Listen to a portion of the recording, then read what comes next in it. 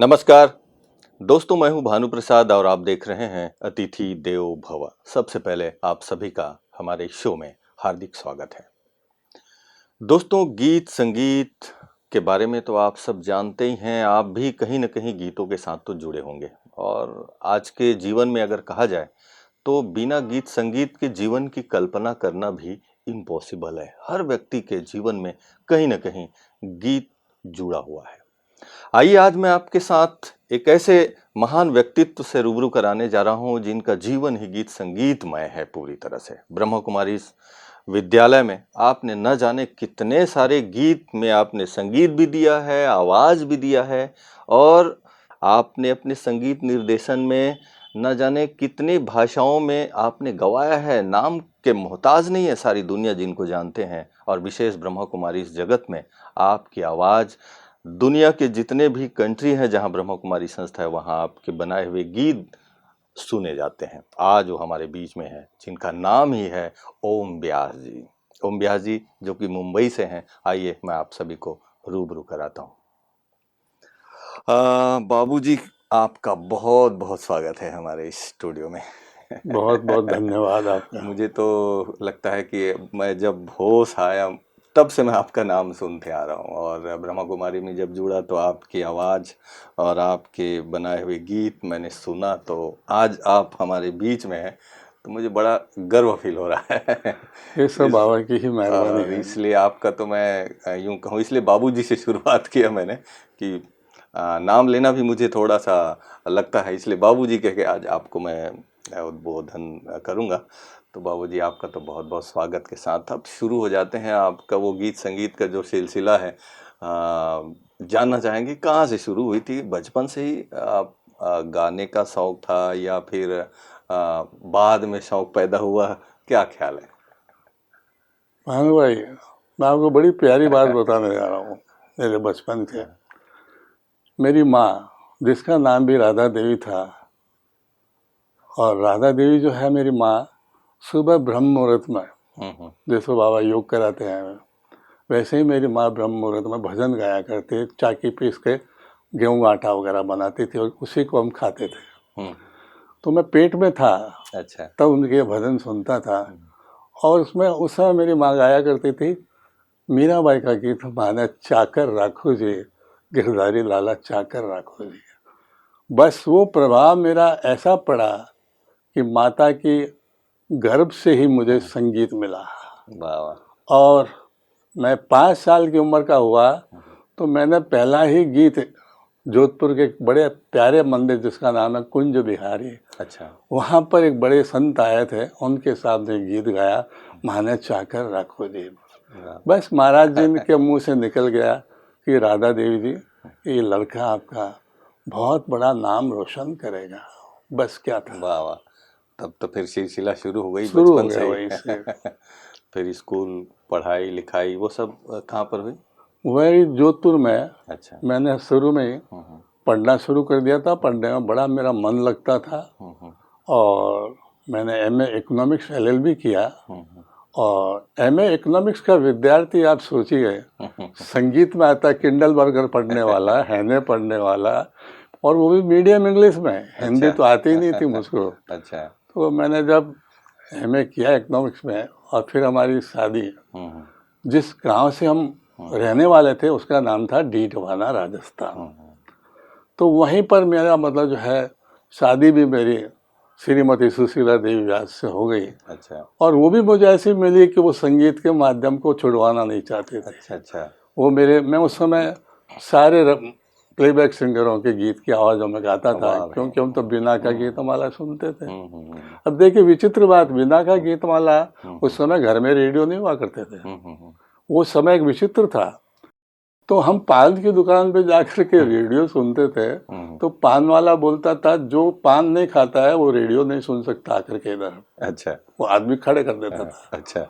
तो हम बाहर दूसरी सामने जाके खड़े बिजनेस हो का जाते तरीका था उनका। तो सड़क बदल के हम उनको सुनते थे। और उस समय उन आवाज़ों का इतना प्रभाव पड़ा कि आज भी मैं उन गायकों की आवाज़ में गा सकता हूँ, चाहे रफ़ी साहब हैं, चाहे मुकेश भाई हैं।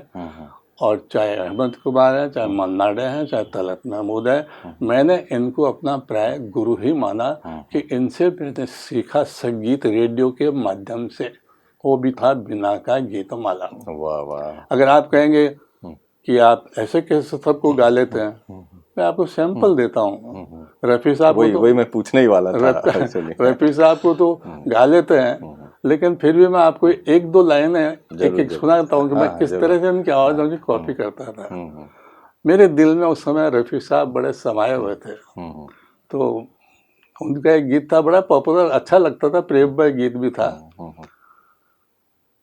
ये मेरा प्रेम पत्र पढ़कर कि तुम नाराज ना होना, कि तुम मेरी जिंदगी हो, कि तुम मेरी बंदगी हो। उस सुरों को खेलते थे शब्दों के साथ। कितना मधुर। आज भी वो आप गीत जीवंत है, आज भी सुनते हैं तो लगता है कि एकदम। और विचित्र बात बताऊं, जब हेमंत कुमार की आवाज का सामना आया तो हेमंत दा वहाँ बैठे थे और नीचे पंडित भैरवदास जी वहाँ सन्मुखानंद हॉल में बैठे थे। 3,500 आदमी की कैपेसिटी थी। तो उन्होंने बोला अब तुम किसकी गीत का सुनाना चाहोगे? तो मजे की बात यह कि मुकेश भाई ने जिनसे गीत सीखा था पंडित जगन्नाथ प्रसाद, वो भी बहुत बड़े गुरु थे हमारे, मेरे मुकेश जी के एक ही गुरु थे, हमने दोनों। मैं वो बड़ी उम्र में सीख रहे थे, मैं छोटी उम्र में सीख रहा था। तो उस समय मुकेश भाई भी वहाँ बैठे थे और हेमंत दा भी थे। मुकेश भाई और हमने एक ही साथ सीखना तो उन्होंने पहले शुरू कर दिया था, लेकिन मैंने बचपन में सीखना शुरू किया उनके बाद में। तो मुकेश भाई जी के गुरु वही थे पंडित जगन्नाथ प्रसाद जी, और मेरे गुरु भी वही थे। और जगन्नाथ प्रसाद जी कोई साधारण नहीं थे, वो खेमचंद प्रकाश जी के भाई थे। हम उनसे संगीत सीखते थे। तो वहाँ पे हमारी बड़ी कठोर परीक्षा ले रहे थे सन्मुखानंद हॉल में। हम बैठे थे ग्रीन रूम में, तो बाजा लेके बैठा था एक म्यूजिशियन हमारा। तो बोले, तू बोलता है मैं हेमंत कुमार की भी आवाज़ गा लेता हूँ, तो तू पहले मेरी आवाज़ गा के सुना, मुकेश की तो तू सुना देगा। अच्छा। तब मैंने हेमंत दा को हेमंत दा की आवाज़ में सुनाया। अच्छा। और वो गीत था मुझे बड़ा प्रिय, वो बंगाली स्टाइल गाते थे। न तुम हमें जानो न हम तुम्हें जाने, मगर लगता है कुछ ऐसा मेरा हमदम मिल गया। क्या न तुम हमें जानो। तो हेमंत दा बड़े चक्कर में पड़ गया। अच्छा, तू तो इतनी भारी आवाज में भरकम गा रहा है, इतना छोटा सा तो है तू, नीचे सुर भी लगाना। तो फिर मुकेश भाई बोले अभी मेरा गीत भी सुन लो जो मेरे को सुनाता है। अच्छा अच्छा। और इसके पिताजी गुरु पिता है भरत व्यास जी, तो सामने ही बैठे हैं। ये उनसे सब लिखना भी सीख रहा है, गीत लिखना भी, गीतकार भी बनना चाहता है। तो बाबूजी बैठे थे नीचे और मुकेश भाई इधर। जब मैं गाने आया तो ये गीत जब मैं सुनाया तो अंदर मैंने पहले मुकेश भाई को सुनाया कि देखो ऐसे गा रहा हूँ, और गीत सारंग राग में था और रानी रूपमती में बहुत प्यारा गीत गाया था उन्होंने। उस गीत की 2 लाइन सुनाता हूँ आपको। लौट के आ, लौट के आ, लौट के आ, और तालियां बजने लगी साहब इसमें। जब मंच पे आके जब गाया तो भरत व्यास जी तो इतने लंबे थे कि सामने से ऊपर चढ़ गया और ये 3 आवाज में हमको गले लगा लिया। वाह वाह वाह। और तालियां बजने लगी, लोग खड़े हो गए, नया सिंगर आ गया लड़का ये तो। बाद में मैंने उस गीत को पूरा गाया, हाँ लौट के आजा मेरे मीर तुझे मेरे, ऐसे तलत साहब का वगैरह का मैंने सब कॉपी करके सुनाया। तो फिल्म इंडस्ट्री से इन गायकों से जो ये गायक है, मैं तो कहता हूँ ये महापुरुष थे जिनकी वजह से संगीत, सही बात है, चारों और दिशाओं में फैल गया। उस संगीत को सीख सीख करके मैं भी गायक बन गया। वही हम लोग को देखा, पहले के जो गाने, जिस जमाने की आप बात कर रहे हैं, उस समय जो भी गीत आज भी वैसा लगता है जैसे कि अभी अभी बना हुआ है, फ्रेश लगता है और सुनते हैं, चाहे लिरिक्स हो चाहे धुन हो। अभी थोड़ा सा कई चीज़ें चेंजेस आ गया है, कहीं डीजे साउंड के चलते कहो या फिर न तो लिरिक्स में उतना दम रहा जो पहले ज़माने में होते थे, और ना ही अभी बदलाव तो थोड़ा सा हुआ है। हम मुझे याद है कि बचपन में जितने भी आप नाम ले रहे हैं और आप भी उसमें शामिल थे, हम लोग सुनते थे, कितना दिल को सुकून मिलता था। चलिए खैर, ये तो ज़माने की बात है और आप उस ज़माने से हैं जहाँ से गीतों से हम सब प्रेरणा लेते रहे हैं, और जितने पुराने सिंगर हैं। ब्रह्मा कुमारी की दुनिया में आते हैं, आपके बहुत सारे गाने ब्रह्मा कुमारी हर सेंटर में बजते हैं। ये शुरुआत कब से हुई, कहाँ से हुई? रमेश भाई शाह, वो मुझे जानते थे और मेरे प्रोग्राम्स में बिड़ला आते थे। मेरे प्रोग्राम नाइट होती थी, ओम व्यास नाइट वगैरह, उसमें वो आते थे। तो उनके एक मित्र थे, वो हमारे संबंधी थे, एडवोकेट हरिश्चंद्र दादीच। तो उनको उन्होंने पकड़ा कि ओम व्यास इनका रिलेटिव है, जाएगा कहाँ। तो उन्होंने हमारे वकील साहब को बोला कि मुझे ओम व्यास को ब्रह्मा कुमारी में लाना, ये शुद्ध आत्मा है, न प्याज खाता, न लहसुन खाता, न कुछ नहीं है, इसकी कोई है ही नहीं, इसके अंदर अपवाद ना, इसका न कोई बुरी जगह का नाम सुना कि वहाँ जाता है। तो उन्होंने मेरे को हमारे हिसाब से पकड़ा, और जब उनके भी हाथ में नहीं आया मैं, तो एक विचित्र बात देखिए कि मैं मोदी ग्रुप में बड़ा मेरा संबंध बन गया था। अच्छा। आपने नाम सुना होगा KN मोदी साहब। अच्छा। उनकी धर्मपत्नी दयावती मोदी ने भी मुझे, वहाँ जब मैं गीत अमरवाणी गाने गया था, तो उन्होंने मुझे अपना पुत्र बना लिया। वो सुबह मुझे कुछ रकम देना चाहती थी लिफाफे में, तो मैंने कहा नहीं माँ, मैं आपसे पैसा लेने नहीं आया, मैं आशीर्वाद लेना आया हूँ। आपके 5 बेटे हैं, 6ठा बेटा बना लीजिए। वो तुरंत अंदर गई, वो उसको वापस पैसे को रख दिया, और एक कपड़े पे, सुंदर कपड़े में, फॉरेन से लाई हुई मूर्ति है, मुझे दी कि ये तू घर में रख लेना। तो उनसे उनका संबंध बना रमेश भाई का, और उनके भाई थे, तो उनकी वाइफ थी गायत्री मोदी।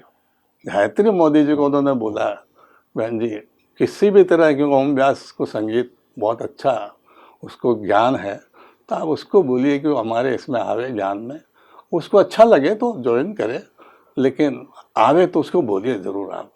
बस क्या था, उनका फ़ोन आया, फिर ओम, शुरू हो गई। मैं गायत्री बोल रही हूँ, रमेश भाई जो कह रहे हैं एक बार तो उनके यहाँ जाके आ जा। तो मैं गाँव देवी सेंटर गया। गाँव देवी सेंटर में जाकर के जब मैंने, उन्होंने बोला आज तो राजस्थानी गीत सुना दो आप। तो भानु भाई में इतना तगड़ा राजस्थानी मेरा गीत है जो वर्ल्ड में फेमस है। अच्छा। उसकी 2 लाइन सुनाता हूँ तो। सुनाइए प्लीज। कण कण में सोनो निपजेला, धरती राजस्थान री, सोने शू पीड़ी हो जासी, बेटी हिंदुस्तान री, आ बेटी हिंदुस्तान री। ये मुखड़ा, और इसका एंड लाल बहादुर शास्त्री जी, जवाहरलाल नेहरू जी बीमार हो गए थे, तो स्टेडियम मैदान में उनकी जगह सोना लेने आए तुलने के लिए। अच्छा। तो सबने कहा इनका तो वजन ही नहीं है। नेहरू जी का तो वजन था, बोला नेहरू जी के वजन के हिसाब से सोना देंगे।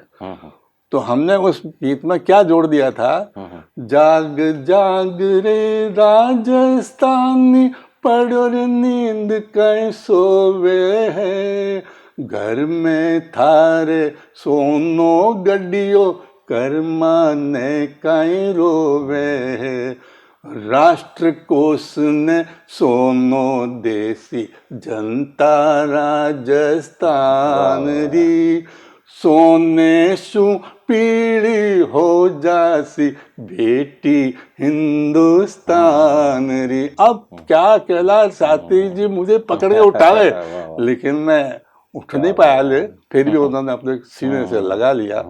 बस उस दिन से मेरा दिमाग ऐसा हो गया कि अगर संगीत में जादू है तो पढ़ना तो है ही, लेकिन ये संगीत का जादू मुझे बड़ा प्यारा लगा कि हर लोगों से मेरी मुलाकातें होती जा रही हैं। फिर सिलसिला सब तरफ से चालू ही रहा, और फिर ब्रह्मा कुमारी में भी आप आए। तो बाबूजी, मैं ये जानना चाहूँगा, सबसे पहला गीत जो ब्रह्मा कुमारी के लिए आपने धुन बनाए, संगीत दिए, गाए, वो कहाँ से आपको एक शुरू हुई? विचित्र बात बताऊं कि मैंने एक सबसे पहला गीत लिखा था और वो भी बम्बई में लिखा है। हम्म। ज्योति बिंदु ही लाएगा जग में नया सवेरा, हाँ, कितने फेमस है गाने तो। और राग भैरव और अहिर भैरव में बनाया मैंने इसको। हम्म। क्योंकि सुबह जब गाया जाता है तो राग भैरव और अहिर भैरव और दरबारी दोपहर में गाया जाता है। 2 लाइन तो बनता है तो गाने का। तो मैंने उस गीत को सबसे पहले ओम शांति भवन में, हम्म। मेरा शायद दूसरा प्रोग्राम था ओम शांति भवन बनने के बाद में, पहले कल्याण जी आनंद जी नाइट थे, अच्छा अच्छा। दूसरा प्रोग्राम था ये। तो दादी ने मुझे बुलाया था, बड़े भाई ऐसा हुआ कि वो गीत मैं बम्बई भूल गया। अच्छा। अब प्रोग्राम में 1 घंटा बचा था, 1 घंटे में मुझे दिव्या बहन ने मैंने जाके बोला, बहन तो मैं तो गाना तो भूल गया, कोई दूसरा गा। तो बोला नहीं, गाना तो वही है, अभी 1 घंटा बाकी है, आओ मेरे साथ में। भानु भाई मुझे बाबा के रूम में ले गई, ओम शांति भवन के नीचे बाबा पहले वाले बाबा का रूम है, बिठाया। मैं बाबा के सामने बैठ गया, फर्स्ट टाइम दादा बाबा का दीदार किया। और बाबा ने मुझे, मुखड़ा तो याद था ही, बाबा ने उसी समय, आप बिलीव करेंगे, पेन कलम मेरे सामने रखी थी, मैंने नया गीत उसी भाव से लिख दिया। वाह। और वो मेरा पहला गीत था, ज्योति बिंदु ही लाएगा जग में नया सवेरा। तुरंत ऊपर से आवाज आई कि भाई ओम व्यास जी को ऊपर भेजिए, सब म्यूजिशियन बैठ गए, तैयारी हो गई है, ओम व्यास को ऊपर भेजिए। फर्स्ट टाइम मैंने ओम शांति भवन के हॉल में प्रोग्राम में पाँव रखा स्टेज पे, वहां मैं बैठ गया और सारे म्यूजिशियन मेरे पीछे बैठ गए घेरा लगा अब वो गीत का वरदान ही देखो, ओम जी द्वारा ओम शांति जग में लाया नया शब्द। देखो वहां से फाउंडेशन, वहां से गुनगुना दीजिए 2 लाइन। वो मैं जरूर गुनगुनाऊंगा, लेकिन पहले एक बात बोल दूं, जब मैं बैठा तो मुझे नहीं मालूम था कि मेरे राइट पे किसका फोटो है और लेफ्ट पे किसका फोटो है।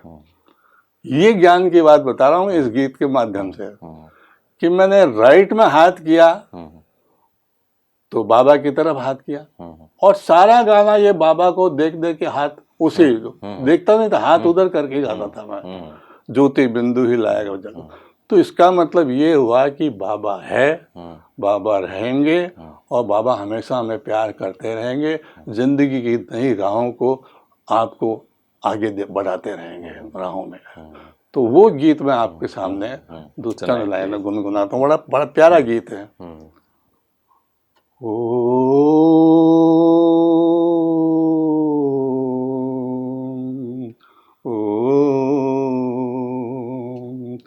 ज्योति बिंदु ही लाएगा जग में नया सवेरा, सवेरा जग में नया सवेरा। ज्योति बिंदु ही लाएगा जग में नया सवेरा, सवेरा जग में नया सवेरा। ये मेरे जीवन की इस ज्ञान में पहला गीत था कि जो बाबा ने लिखवाया, और बाबा ने अपनी तरफ हाथ करके गवाया। मैंने ऊपर देखा था कि किसकी फोटो लगी हुई है, बाद में देखा। तब तो फिर ऐसी शुरुआत हुई कि गीतों की कारवां। अभी तक न जाने कितने गाने आपने गा चुके होंगे और अभी तक होंगे। कम से कम मैंने 250 गाने लगभग हो गए हैं। उसमें कई मेरे लाडले भाई सतीश ने लिखे हैं, कई मैंने भी लिखे हैं। मुझे तो गीत लिखने की आदत पड़ गई है बुरी तरह से, तो मैं तो लिखता हूँ पूरी तरह से। हाँ, बुरी तरह से नहीं, पूरी तरह से समझ लीजिए आप कि ऐसी आदत लग गई कि मैं डाल्टन पढ़ने के बजाय गीत लिखने लग गया। और जब मैं दूसरा गीत एक ऐसा मेरे भाई ने दिया, जहाँ मैं नीचे शांतिवन आज जहाँ पे है, वहां पर पहले कुछ नहीं था, वहां मैं पानी पीता था, बाबा के आता था जब, तो बाबा का मीठा पानी जो मुझे गले में मिलता था, उसी गले के माध्यम से वहाँ एक भाई था, उसका मैं मोहन भाई शायद नाम था उसका, एक महेंद्र भाई नाम था, अभी भी है। हाँ, तो वो भाई ने मेरे को लाके वहाँ उसी समय गीत लाके दे दिया कि आप ये गीत गाइए, देखिए आप मेरा। ठीक है, तो बाबा किस तरह से करण करावन हार है, कैसे करवाता है, आप सोचिए कि बाबा कैसे करवाता है। इसका मतलब बाबा है और आपको ज्ञान देता है, और ज्ञान के माध्यम से आप आगे बढ़ते हैं। तब उन्होंने मतलब जो गीत दिया था उसने, वो बड़ा प्यारा गीत है कि क्या बताऊं आपको, मैंने आज तक वैसा गीत और आनंद लिया ने जिसके ऊपर सारे लोग फिदा हो गए। दिल कहे बाबा तुझे देखता रहूं, दिल कहे बाबा तुझे देखता रहूं, तेरे मीठे बोल,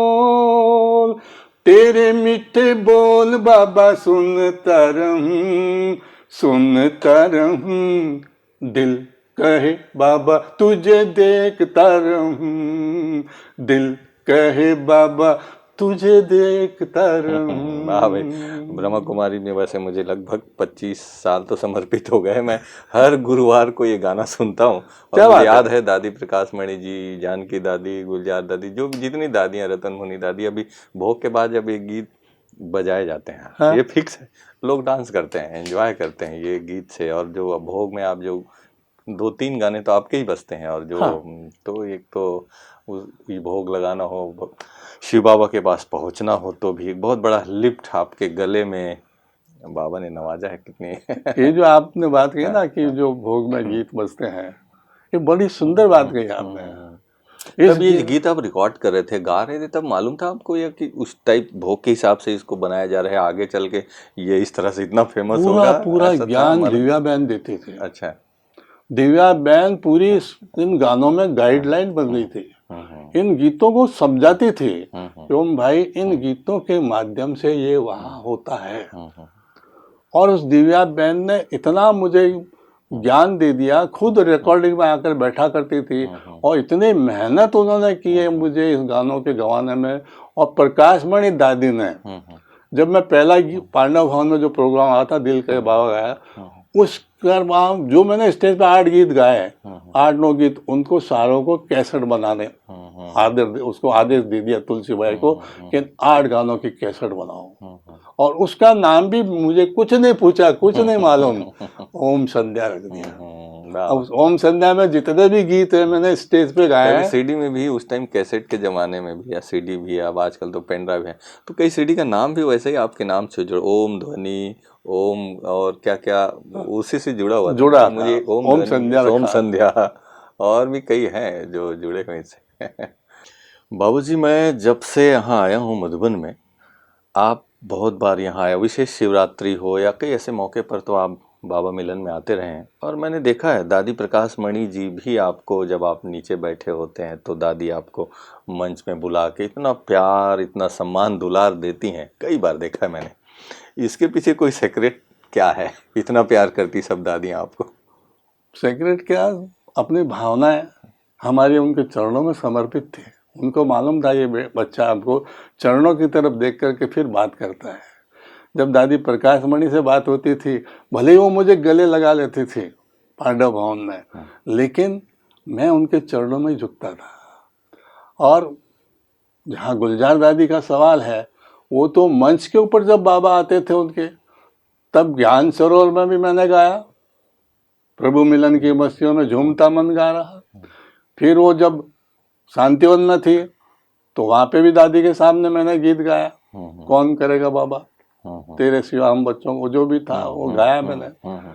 और जानकी दादी के सामने तो पूछो मत आप, मेरे को वो दिव्या बहन बोलती है रात को 12 बजे मुंबई से फोन करके कि तुम जानकी दादी के सामने मंच पे गाओ, यूं ही कोई मिल गया था सरे राह चलते चलते। भाई साहब, हमारी धर्मपत्नी जी ने हमको बहुत सहयोग दिया, पूरी रात तो वहाँ से कैसेट और टेप रिकॉर्डर पे सुना के गीत सुनाया मेरे को श्रीमती सुशीला व्यास ने। तो वो गीत सुन करके हमने सुबह दादी जी के सामने गाया, ऊपर बुलाया उन्होंने, गाया तो जो डांस हुआ है पूछो मत। गुलजार दादी, जब ये प्रभु मिलन की मस्तियों में झूमता मन रिलीज हुआ, तो बराबर एक्यूरेट टाइम से मैं मुंबई से माउंट आबू पहुंचा और ज्ञान सरोवर के उद्घाटन में बाबा आए हुए थे, सीडी ले जाके दी और वो गाना बजते ही दादी जी के जो बाबा पधारे हुए थे, हमने डांस करना शुरू कर दिया। इतना प्यार, बाबा स्टेज पे हैं और इस बच्चे को गाना नीचे इसे शांतिवन में भी और वहाँ पे भी तो जहाँ जहाँ बाबा आते थे, बाबा डायरेक्ट मुझे बुलाते थे। तो ये और क्या चाहिए मुझे, इससे अलौकिक ज्यादा क्या प्यार अलौकिक चाहिए। आनंद बहुत लिया है आपने बहुत मुझे शिव बाबा के साथ, आनंद दादियों मिला। के साथ। और अब मैं यहाँ जरूर ये कहूँगा, जब इतनी बातें आपने पूछी कि आपने बहुत है, वो है, वो है, मैं विशेषकर अपनी तारीफ नहीं सुनता हूँ, क्योंकि मैं जानता हूँ ये तू नहीं करता है, ये करण करार बाबा है। तो मेरे दिमाग में आया और मैं अपने विचारों को, आज हमसे बाबा क्या चाहते हैं। मेरे को निर्भय भाई जी ने एक फोटो चित्र दिया था, स्वर्णिम युग। अच्छा। तो उसको मैंने देखा तो बाबा ने मुझे रात्रि में अलौकिक, सपना नहीं, सामने जैसे बोल रहे हैं, ये लिख ले। बाबा ये से कैसे लिख लूंगा इसको, साहब हमने तो लिख लिया और हमने वो गीत सुना भी दिया। तो आपको वो गीत सुनाने के माध्यम से मैं आपको कहूँगा कि बहुत आनंद आएगा आपको। दिव्य ज्ञान की ज्योति के द्वारा, दिव्य ज्ञान की ज्योति के द्वारा, हमें स्वर्णिम युग ही लाना है। उस स्वर्णिम युग की आभा से सारा संसार जगाना है। दिव्य ज्ञान की ज्योति के द्वारा, हमें स्वर्णिम युग ही लाना है। तो आप सभी जो सुन रहे हैं भाई बहन, जो भी इस वार्तालाप को सुन रहे हैं, उनसे मेरा निवेदन है कि ये गीत मैं बना के तैयार कर रहा हूँ। इसमें सारी बातें जो बाबा हमसे क्या चाहते हैं, उन चीज़ों को आपको करना है और बाबा के ज्ञान के माध्यम से खुद को भी आगे बढ़ाना है, खुद को भी आगे बढ़ाना वाह है। भाई, बहुत बढ़िया। और हमें इंतजार रहेगा इस नए गीत का, और जल्दी से आएगा। आपने थोड़ा सा टेस्ट तो करा दिया है, और ये तो जरूर है कि स्वर्णिम युग तो आएगा ही, क्योंकि शिव भगवान अपने बच्चों के द्वारा ये समय के साथ में जो परिवर्तन दिखाई भी दे रहा है, तो आपके गीत में जो भाव है ये 100% सक्सेस होगा। और क्योंकि इतनी सुंदर शुरुआत और आपने थोड़ी हमें टेस्ट कराई। बाबूजी, आप हमारे स्टूडियो में आके बहुत अच्छी अच्छी बातें शेयर किया, इसके लिए आपको बहुत बहुत शुक्रिया। Thank you. मैं भी आपको बाबा के ओर से और मेरी तरफ से प्यार से ओम शांति, ओम ओम शांति, ओम शांति, शांति। ओम शांति। तो देखा दोस्तों, मन तो आपका भी नहीं कर रहा होगा कि बात यहाँ पूरी कर दी जाए, क्योंकि ऐसी ऐसी बातें, ऐसी ऐसी मुलाकात, कई यादें आज के इस एपिसोड में आपको सुनने को देखने को मिल रहा है। लेकिन सार में अगर कहें तो, अगर जीवन को खुशनुमा बनाना है तो कहीं न कहीं गीत संगीत के साथ, जैसे कि मैंने पहले कहा, आप जुड़े हुए हैं, जुड़े रहिए और आध्यात्मिक गीतों के साथ जुड़े रहिए। ऐसे महान व्यक्तित्व के साथ चाहे आवाज़ के माध्यम से हो, चाहे किसी भी तरह से अगर हम जुड़े रहते हैं तो हमारा जीवन खुशनुमा जरूर बनता है। आइए इन्हीं शुभकामनाओं के साथ फिर मिलते हैं कार्यक्रम की अगली कड़ी में एक नए मेहमान के साथ। तब तक के लिए दीजिए मुझे इजाज़त। नमस्कार। ओम शांति।